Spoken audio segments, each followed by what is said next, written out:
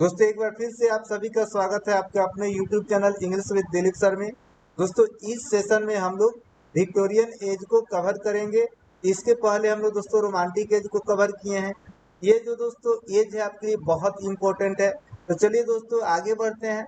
आगे बढ़ने से पहले यदि आप इस चैनल पर नए हैं और अभी तक चैनल को सब्सक्राइब नहीं किए हैं तो प्लीज चैनल को सब्सक्राइब कर लीजिए और वीडियो अच्छा लगे तो एक लाइक और एक शेयर दोस्तों आप अवश्य ही कीजिएगा। तो in the history of the United Kingdom के इतिहास में the Victorian era was the period of Queen Victoria's reign. ये जो क्वीन विक्टोरिया का जो शासन काल था वही समय है जो विक्टोरियन एरा के नाम से हम दोस्तों जानते हैं। इन्हीं के नाम इस एज का नाम विक्टोरियन एज पड़ा, इन्हीं के नाम पे दोस्तों। टाइमिंग है ये इस एज का वो है फ्रॉम 20 जून 1837 20 जून 1837 से लेकर हर डेथ इसकी मृत्यु तक ऑन 22 जनवरी 1901 1901 तक। याद रखिएगा दोस्तों, याद यहाँ पे क्या रखना है, 1837 में जब यहाँ पे रोमांटिक एज दोस्तों आपका समाप्त होता है और विक्टोरियन पीरियड शुरू होता है और ये चलता है दोस्तों 1901 तक। The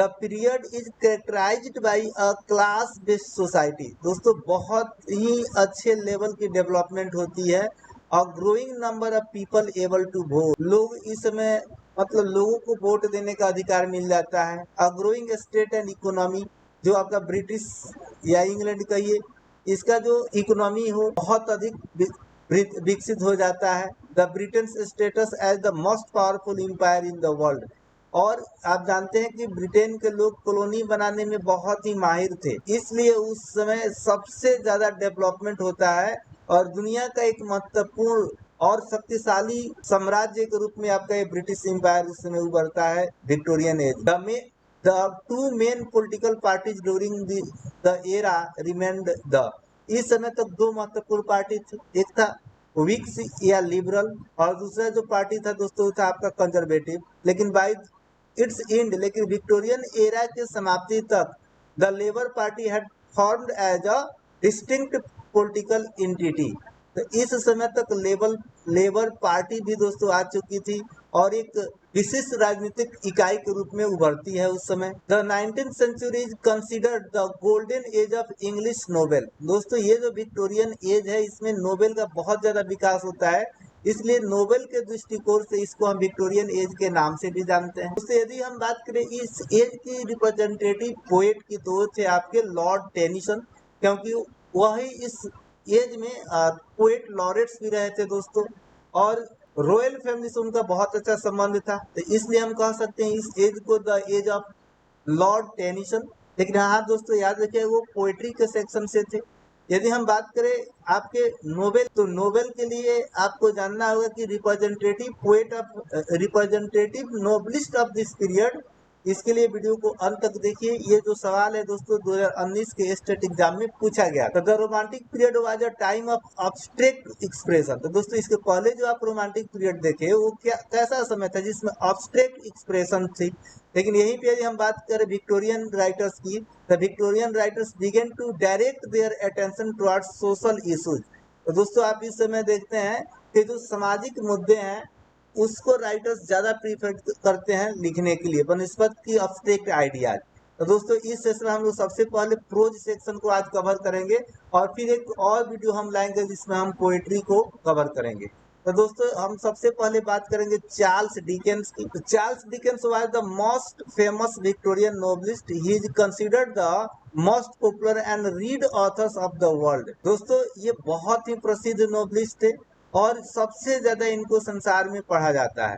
his first novel the Pickwick Papers, इनकी जो पहली नोवेल थी दोस्तों याद रखिएगा चार्ल्स डिकेंस की जो पहली नोवेल थी वो कौन है दोस्तों, the Pickwick Papers. He wrote this when he was 25 years. दोस्तों उसने इस नोवेल को लिख दिया जब वो मात्र 25 वर्ष का था। ये भी याद रखिएगा जब चार्ल्स डिकेंस 25 वर्ष के थे तब उन्होंने अपनी पहली नोवेल लिखी जिसका नाम है the Pickwick Papers. Wrote about the social problems and the plight of the poor and oppressed. दोस्तों समाज के जो गरीब और दलित लोग हैं, कुचले लोग हैं, शोषित लोग हैं, उनकी जो समस्याएं हैं, दुख हैं, उसके बारे में दोस्तों ये लिखते हैं। तो ये जो इनके जो महत्वपूर्ण नोबेल है दोस्तों, इसका नाम आपको और से ही याद होना चाहिए क्योंकि इससे डायरेक्ट सवाल आते हैं। पहला इनकी जो रचना है Oliver Twist, a Tale of Two Cities, David Copperfield, Great Expectations, Bleak House. दोस्तों पूछा गया था 19 में कि जो डेविड कपरफील्ड है क्या ये एक ऑटोबायोग्राफिकल नोवेल है। तो दोस्तों आप जरूर बताइएगा कि डेविड कपरफील्ड क्या एक ऑटोबायोग्राफिकल नोवेल है या नहीं। और दोस्तों याद रखिएगा कि चार्ल्स जो डिकेंस हैं ये विक्टोरियन पोएट के विक्टोरियन नोवेलिस्ट हैं, याद रखिएगा, और रिप्रेजेंटेटिव विक्टोरियन नोवेलिस्ट हैं, सबसे अच्छे नोवेलिस्ट माने जाते थे विक्टोरियन एज के। विलियम ठाकरे, दोस्तों आज हम जो दूसरे नोवेलिस्ट को ले रहे हैं वो है आपके William Thackeray. He was a Victorian novelist. He is known for his satirist work. Satirical work के लिए दोस्तों ये प्रसिद्ध है William Thackeray. He was Dickens great rival. दोस्तों ये जो डिकेंस के बारे में आप पढ़े, चार्ल्स डिकेंस उनके राइवल थे, प्रतिद्वंदी थे in the first half of Queen Victoria's reign. He is best known for his novel Vanity Fair. दोस्तों याद रखिएगा विलियम ठाकरे की जो एक नोवेल है वैनिटी फेयर, जिसकी पब्लिकेशन होती है 1848 में, सबटाइटल भी है इसका दोस्तों, अ नोवेल विदाउट अ हीरो। बहुत इंपॉर्टेंट पॉइंट है दोस्तों, अ नोवेल विदाउट अ हीरो। जो सबटाइटल है आपका वैनिटी फेयर की। वैनिटी फेयर क्या है दोस्तों, एक आपका हिस्टोरिकल नॉवेल है विलियम ठाकरे की, ठीक है दोस्तों। It is an example of historical novel. तो ये जो आपका वैनिटी फेयर है यह एक हिस्टोरिकल नॉवेल है।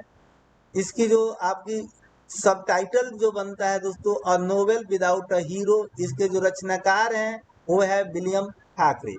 तो यहाँ से 2-3 पॉइंट है दोस्तों, आप सिर्फ वीडियो को देखिए नहीं, आप अपना नोट्स तैयार कीजिए। जब आप सुनेंगे लिखेंगे तो चीजें एज इट इज आपके कॉन्शियस ऑफ माइंड में बैठ जाएगी। अब हम बात करेंगे इमली ब्रूनटे। तो she was a poet and novelist of Victorian age. She is best known for her only novel one novel authoring height. दोस्तों ऑथरिंग हाइट्स बहुत ही फेमस रचना है इमली ब्रूनटे की, इससे बहुत बार सवाल आता है। Authoring Heights it is an example of Gothic novel. तो याद रखिएगा जो ऑथरिंग हाइट्स है यह एक गोथिक नोवेल है। इमली ब्रूनटे पब्लिश दिस नोवेल इन 1841, 1841 में दोस्तों इसको पब्लिश करती है अंडर हर पेन नेम इलिस बेल, इलियास बेल। तो इलियास बेल इनकी जो पेन नेम है उसी के माध्यम से इसको पब्लिश करती है। उस समय जो महिलाएं होती थी दोस्तों अपने नाम से नोवेल को पब्लिश नहीं करती थी, क्योंकि उस समय लोग पढ़ते ही नहीं थे महिलाओं की रचना के।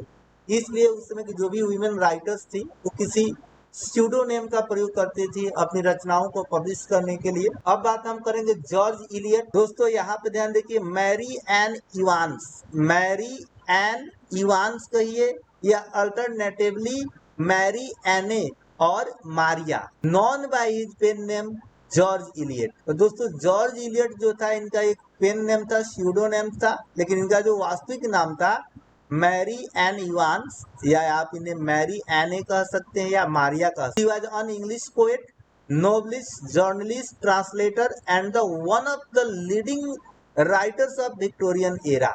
She wrote 7 novels. दोस्तों जितने भी राइटर्स हैं इसका हम नाम क्यों ले रहे हैं, एक इनकी रचनाओं का डिस्कशन क्यों कर रहे हैं, क्योंकि आपकी परीक्षा में सीधे सवाल पूछे जा सकते हैं कि ये जो पर्टिकुलर राइटर है ये किस एज से बिलोंग करते हैं। इसके लिए जरूरत है कि जो भी प्रमुख राइटर हैं एज से संबंधित उनका नाम आप अच्छा से देखें, उनके वर्क्स को देखें ताकि वो आपको याद हो पाए। दोस्तों इनकी 7 नोवेल्स हैं, इनका नाम याद कर लीजिएगा, Adam Bede, the Mill on the Floss, Silas Marner, Romola, Felix Holt, the Radical, Middlemarch, Daniel Deronda. याद रखिए दोस्तों ये जो रचना है इनकी मिडिल मार्च, ये इनकी बहुत ही महत्वपूर्ण रचना है, यही अक्सर एग्जाम में दोस्तों आता है। तो कम से कम ये रचना जरूर याद कर लीजिएगा कि जॉर्ज इलियट का जो मिडिल मार्च है एक नोवेल है, और जॉर्ज इलियट जो इनका वास्तविक जो नाम था Mary Anne Evans. Her works are known for their realism, psychological insight, sense of place and detail depiction of the countryside. इनकी रचनाएं जो होती थी वो वास्तविकता पे आधारित होती थी, उसमें साइकोलॉजिकल मनोवैज्ञानिक तथ्य पे आधारित होती थी, एक कंट्री साइड के जीवन को डिपिक्ट करती थी अपनी रचनाओं में। तो ये है आपकी जॉर्ज इलियट। दोस्तों अब आपके सामने है Thomas Hardy. He was an English novelist and poet in Victorian era. He is a regional novelist. दोस्तों इनको हम रीजनल नॉवलिस्ट के नाम से भी जानते हैं। He started and ended his career as a poet. दोस्तों ऐसा क्यों लिखा गया है? जब इनकी कैरियर की शुरुआत होती है तो सबसे पहले दोस्तों ये लिखते हैं पोएम। क्या लिखते हैं? पोएम। और फिर अंत में लिखते हैं पोएम, लेकिन बीच में दोस्तों ये ड्रामा लिखते हैं। याद रखिएगा, बीच में ड्रामा लिखते हैं और शुरू में और अंत में क्या लिखते हैं? पोएट्री लिखते हैं। तो he started and ended his career as a poet. He wrote in the later decades of the Victorian era, so he is called the last great Victorian. इसीलिए दोस्तों यहाँ पे छूट गया है, so he is called the last great Victorian. तो दोस्तों ये विक्टोरियन एरा के बिल्कुल अंत में आते। दोस्तों दो सवाल आपसे मैं यहाँ पे पूछ रहा हूँ, जरूर बताइएगा। विक्टोरियन एज में किस राइटर को हम पैसिमिस्ट बोलते हैं और किस राइटर को ऑप्टिमिस्ट बोलते हैं? जरूर कमेंट में बताइएगा, मुझे इंतजार रहेगा दोस्तों आपके आंसर। तो दोस्तों इनकी जो इम्पोर्टेंट वर्क्स हैं उसको हम लेंगे। अंडर द ग्रीन ट्री, यहाँ पे under the green tree, far from the madding crowd, the mayor of Casterbridge, Jude the obscure. दोस्तों ये इम्पोर्टेंट रचना है थॉमस हार्डी की। तो दोस्तों इस सेशन में हम लोग विक्टोरियन एज को शुरू किए हैं। इसके एक पहलू को हम लोग देखे हैं जिसमें हम लोग देखे हैं प्रोज सेक्शन। प्रोज सेक्शन को आज देखें। कल हम लोग कल कहने साथ है अगले लेक्चर में हम लोग विक्टोरियन एज के पोएट्री सेक्शन को कवर करेंगे। और दोस्तों पोएट्री सेक्शन आपके लिए बहुत ही इंपॉर्टेंट है। तो चलिए दोस्तों यहाँ तक तैयार कीजिए। Thank you for watching this video till the end.